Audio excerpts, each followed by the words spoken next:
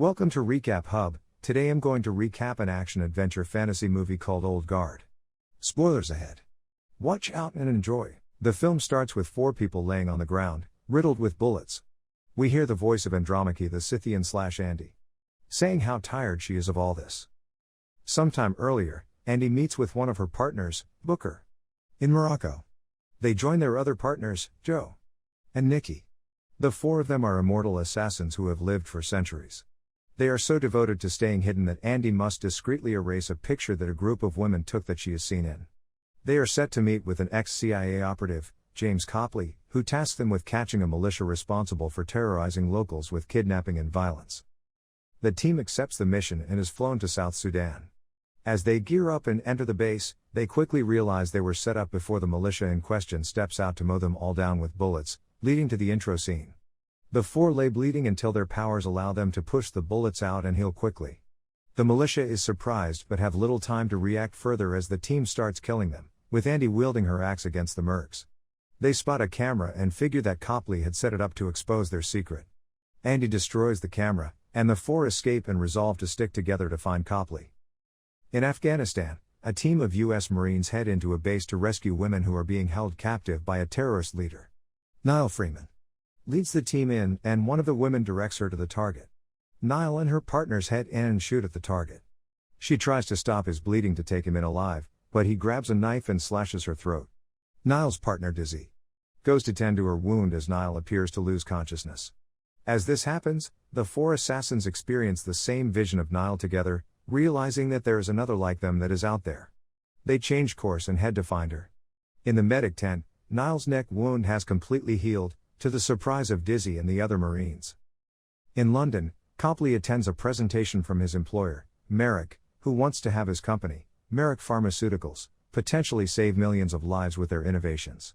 Copley shows Merrick the footage of the assassins after the mission, and while he is impressed, Merrick wants hard physical proof for his experiments. Niall is alienated by her teammates after the incident, and she is told she is to be sent to Germany for more tests, despite her objections.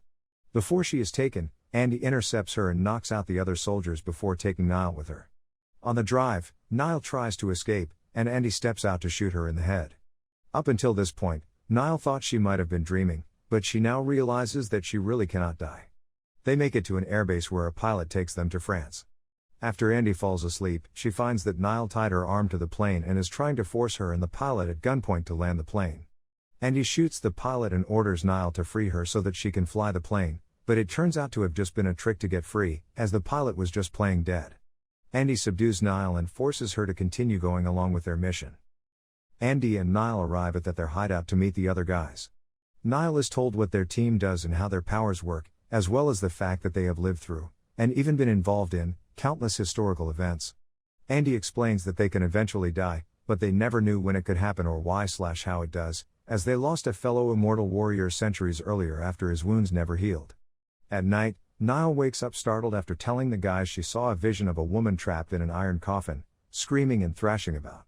Booker tells her that the woman was a former partner of theirs, Quinn, who was the first of the immortals that Andy found.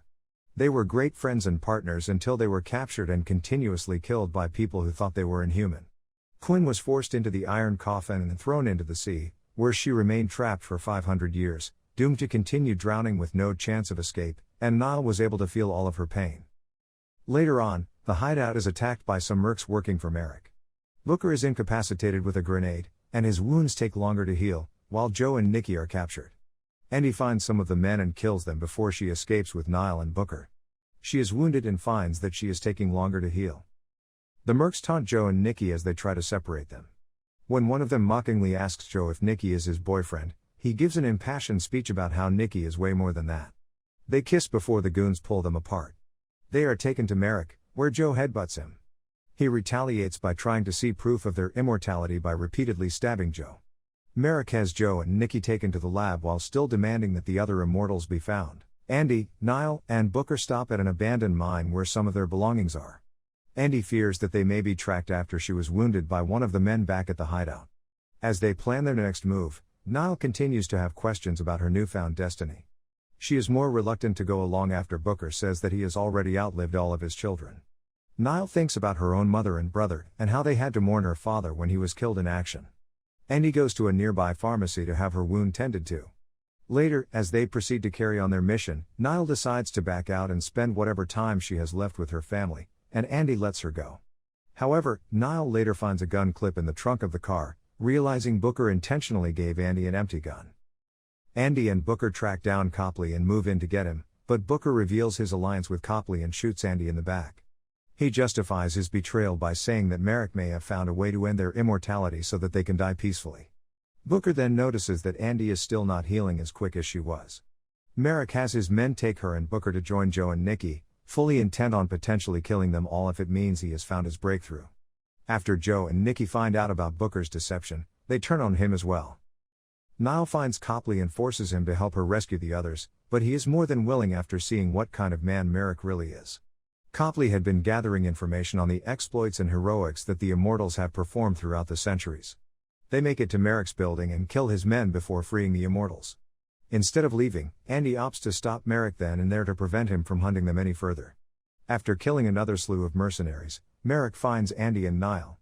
After he attacks, Andy jams her axe into his neck, and as he tries to shoot her, Niall tackles him out the window and they both land on a car. Niall heals up while Merrick is a dead bloody mess. The team then leaves together, and Andy's wounds eventually heal. Copley helps set up Niall's situation as being killed in action, meaning her family will have to mourn her as they did her father. Meanwhile, the other Immortals force Booker into a century-long exile for his betrayal, and he bids them farewell.